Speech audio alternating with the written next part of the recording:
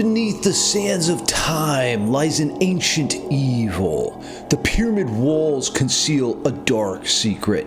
A flickering light reveals an inscription forged in forgotten pathways. Hieroglyphics containing secret notes to break the Pharaoh's curse. Traveling deeper into the forbidden crypt, you discover the cursed chords etched on ancient papyrus. To pass the test, seize your scepter and banish Pharaoh to the underworld with a riff of doom. This is Shred, and today we'll be learning a scale Marty Friedman uses to capture that Egyptian vibe. Grab a front row seat as I deconstruct these magical tones using my composer's toolkit. You got the scale, chords, inversions, counterpoint, and rhythm. Now in part 2, I'll be breaking down an example composition in my DAW.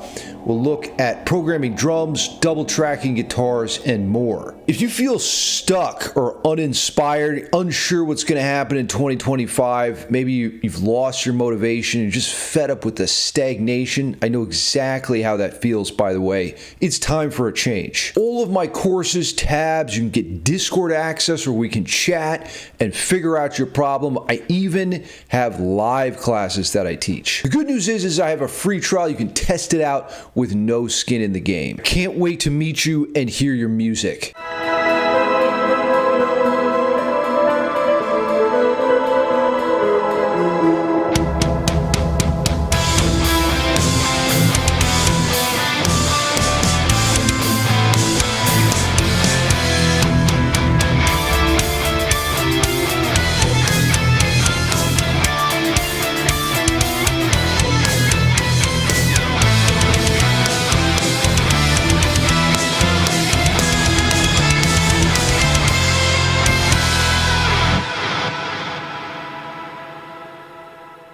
Okay, now comes the fun part.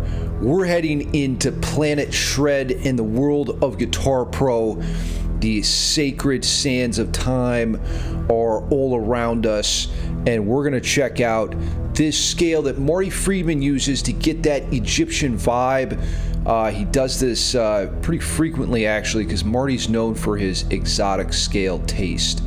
Now, we're going to begin on the root pitch E, and you can hear my drone in the background providing context and a foundation, a source of sonic power for us to build this tone, this tonal template with. So next we're going to move to the haunting flat second scale degree, and this note has a lot of almost sensual energy if you think about it. From there, we're going to play the major third scale degree. This gives us actually a major key, but it's quite spicy, right, with that flat second, and you're going to see there's some more spicy tones in here as well. Now we're going to move on to the perfect fourth A, which gives us this stability and sense of grounding. From there, the note B, which stands for bitch. That is our great unifier, just solidifying the triad format. You know, we've got our root, our third, and our fifth to form that E major chord. That's our tonic foundation there. You're gonna love this note. This one is so good. You got that flat six, which is so delectable. And finally, we have our dominant seventh there, or our minor seventh. It signifies introspection and wisdom. And then we're back to the root. And this scale is known as Phrygian dominant. Yeah, that's a hard word to spell. And these notes form the letters of our exotic alphabet. If you think about music as a language, those are the letters that we begin to learn how to communicate with. Okay, hold on to your butts, because this next part gets crazy. We're about to hear the cursed chords, okay? And these send a shiver up and down my spine. It's like the all-seeing eye suddenly sees my location. Oh shit! The buck is up, and the all-seeing eye has located me. Now check this out. This is so good. We got E major. All right, and then here it is. And then we got that F major, that flat second degree. Let this soak into every fiber of your DNA.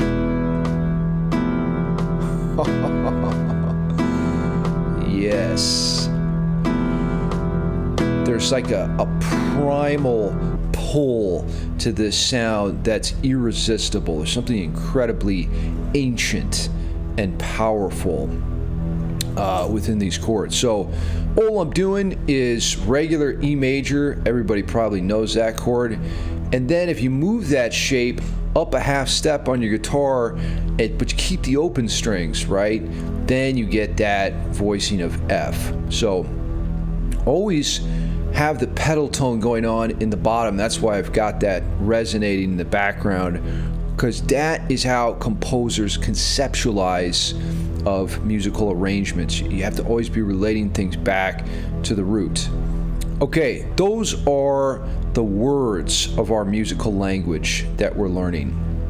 And the next thing we have to do is put together a sentence, right? So step one, you're learning all those letters in the alphabet. Then you've got words, and then it's time to actually speak and converse, using this new language. So the counterpoint, or the C word, is how we do that. At least that's how I do it. And we're going to start right here. Counterpoint, if you never heard of that before, is just the science of how voices move, and it's really not that complicated. It's just about creating a strong line and something someone can sing in the shower while naked. That's really the essence of counterpoint. So let's begin with our E right there, and we're essentially, going to try to combine the scale and the chords. That's really what we're after here. Next, I'm going to play this F power chord.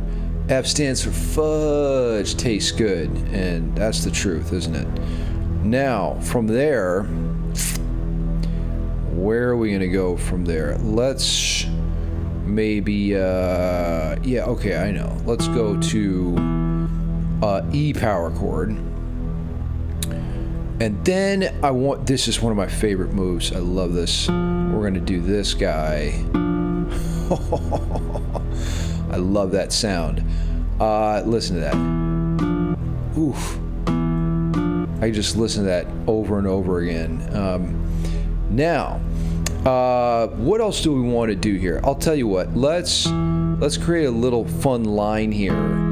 And by the way, the stuff that I'm writing here, don't sleep on this shit, because this is where you come up with your riffs. What we're essentially doing right now is generating riff material.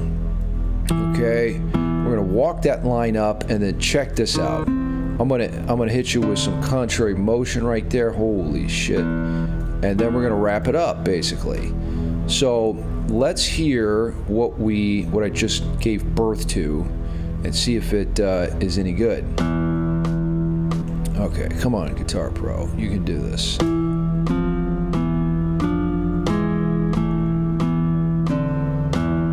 Oh, man, that's tasty. Okay, now we're going to call this, what should we call this?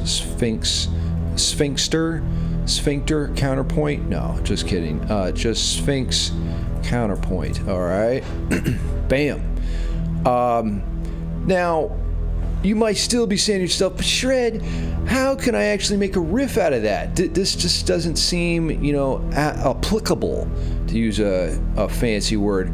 And yeah, there really is like one more step that we need, which is like, we need a rhythm, right? When you have, if you think about the three primary elements of music, you got melody, you've got harmony or chords, and then you have rhythm. And rhythm is super important. So let's cook up a rhythm, right? We'll use a standard chug. Boom, boom, boom, boom, boom, boom, boom, boom. which is very metal. Okay, let's pop a few of those boys in that measure, and then this becomes like a formula. You just plug and play. And I know that we sometimes view songwriting as like this esoteric, thing where it's like you turn all the lights out and you light some candles and then you like commune to Lord Satan, and try to have a conversation with the dark side. At least that's what Led Zeppelin says when they wrote Stairway to Heaven. All that's pretty much bullshit. The truth is that writing music is a discipline that you can improve at by utilizing specific exercises, and this is one of them. So let's plug in our first counterpoint move. I'm literally just gonna take that bitch right there and bam, put it in there. Let's see, let's do like every 2 beats here. Okay, so we got... So right away you can hear sort of what's going down here. We've got a nice strong riff cooking, and ooh, here's the best part. I love this one. Oh yeah. And then maybe, if we did another bar, you get the picture here, but I'm literally just, taking these counterpoint moves and plugging them in. And then, yeah, maybe the last bar you kind of like increase the harmonic rhythm. And then kapow! And then the last one, would just be, you end it on that final move. So let's play that. Zoom out a little bit.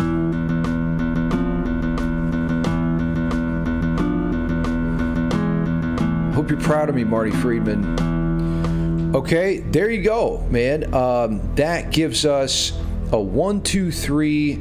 I guess that was actually 4 steps, right? If you think about it, we have the scale or the letters, the words or the chords, and then the sentence structure or the counterpoint, and then we plug in the counterpoint with a rhythm, and that's it, man. That will get you, out of me, demon spirits. That'll get you off to the races, get you started, and then you can craft, shape, and mold from there.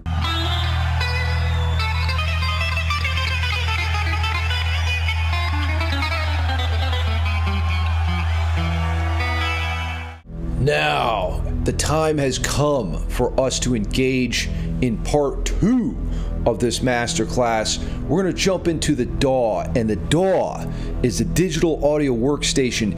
This is your secondary instrument. Do not skip this part. No, Rick Rubin, the famous producer, he's not going to be knocking on your door tomorrow saying, hey, can I produce your music and do all the hard parts for you, like recording and getting good musicians? You got to do that shit yourself, right? So don't sleep on your DAW skills. We're going to take a look at some recording techniques and a little bit of how to program drums to make them sound more realistic. Here we are in Logic Pro. This is the DAW that I use, and I want to show you a little example composition that I hope Marty Friedman would be proud of, using the Phrygian dominant scale. So here's how it sounds.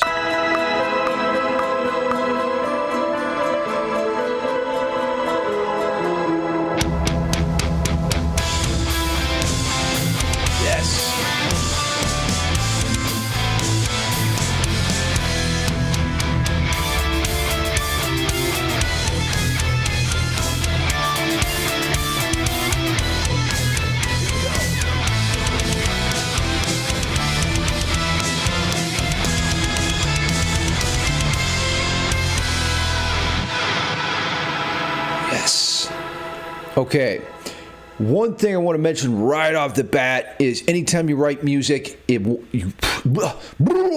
on, Shred, get it together.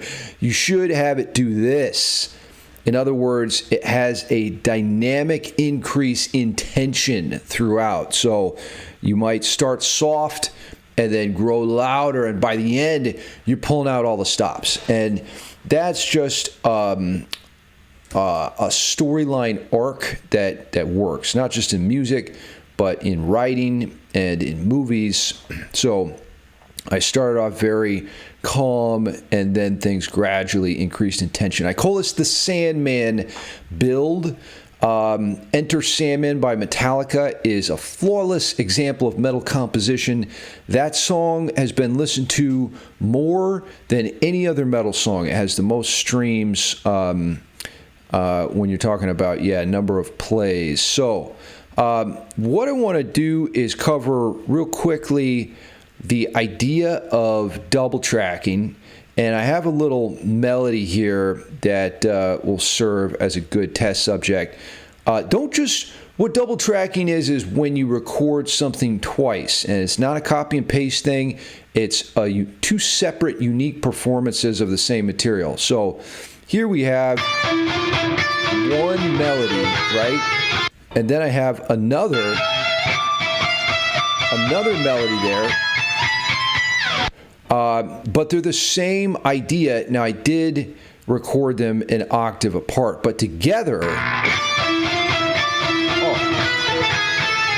it's like voodoo magic. The one or the other, it's like, yeah, okay. But then you put them together, and it's like, man, there's something really special going on there. So when you do that with rhythm guitars, always pan them hard left and right. Can you see what I'm doing here? So I've got both these tracks, one's hard right and the other one's hard left. And that's what really creates a big metal sound. There's 1 and 2. Big difference. Now, one other thing that I want to talk about briefly here, and there's a lot going on when you're talking about recording music, obviously.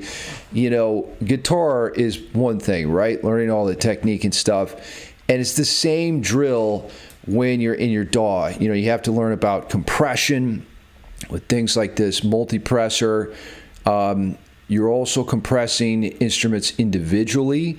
So I have compressors on the individual instruments, and this gives us more volume and overall punchiness. But you're also shaping, with equalization. So you have those kind of tools. But one of the most frequent questions I get from you guys is, how do you program drums? So let's talk about how to do that real quick. And here we've got the Easy Drummer plugin, which, is not quite the real thing, but it's not bad either. So I've got that loaded on my drum track, and then I'm going to press T here and navigate to my pencil tool, and I'm going to create a sequence object in the arrange window. And we're just going to give that 4 bars or so. Now, here's the secret. When you double click on this bitch, it brings up the piano roll. And this is your editor to input your notes of magic. So what I'm going to do is head down to C1 here. See the keyboard here? That's where we can input our notes with. So if I hold Command on my computer, I'm on a Mac, then it gives me that pencil tool. And then I can put in a note. And what I'm going to do is put in a kick on beat 1. So in a measure of 4/4 time, the kick always lands on that first beat. That's where we feel it. And I'm going to turn on my metronome here so we can actually get a sense of the beats. And then the other spot you want that kick on is beat 3. So you can see this is 23-3. These numbers are very confusing, to be honest, but that 23-3, it means measure 23, beat 3. So now we should hear 1, 2, 3, 4, right? So you got 1, 2, 3, 4. Okay, now that we've got our kick, the next move is to snap in a snare. So a snare is either E, E flat, or D. There's 3 snares, and I always prefer the E snare. It sounds the best. So I'm going to try to hit beat 2 here, but it's kind of hard sometimes. I think I might have gotten it there. Let's check it out. 1, 2, 3, 4. Okay, so what we need now is a snare on beat 4. So the kicks on 1 and 3, snares on 2 and 4, and then we've got our measure here. So 1, 2, 3, 4. Good. After that, there's one other basic element that you will find, and that is that hi-hat. So this really gives us a sense of our timing on the grid. And for this guy, you can literally just put it every beat. So I'm going to copy and paste it over there, and we got it on every beat. Okay, now that is our basic bitch drum part. But there's more to it than that, of course. And having like a list of drum feels that you can just churn out is huge. So what I want to put you on some really good game real quick. And what you got to do to make the drums feel more realistic, like it's not a machine doing this, is to vary things like velocity. So you can see the velocity down here. See those numbers change? So change that up on the different notes. You can see the colors changing to represent the velocity. Maybe we'll make that guy even louder. And also change the actual hit there. So there's 3 different kicks you can use. So I'm going to use a B on that kick, and we'll have this guy on the C. So that we have the velocity varied, and also the MIDI input varied. So that's going to make things sound more realistic.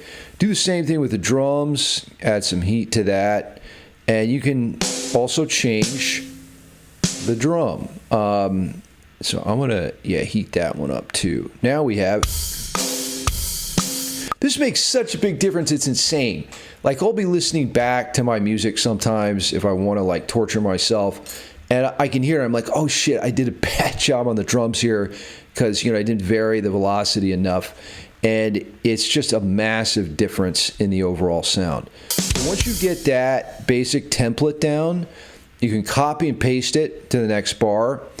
And here's where the fun part comes in. You can really, let's say, I don't know, you want like 2 kick drum hits there. That might sound a little funky. Let's see.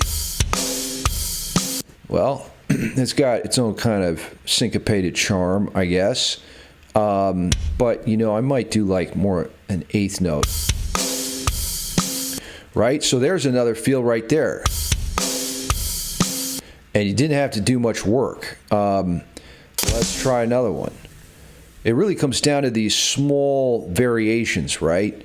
Let's say you want like a really dynamic and loud section where you're just like, boom, you're cranking everything. Let's take these cymbals up. Let's see. Let's go up even higher. Getting out of the screen here. A is my favorite one right there.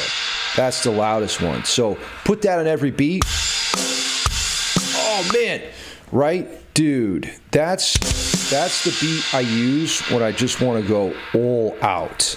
So if we did a couple measures of that, can't even see everything up there, but you can see there's the cymbals. And ready? So much more energy. So at the end of my piece, I probably did something similar. Let's see if I did or not. Yeah. I'm just hitting that cymbal. There it is.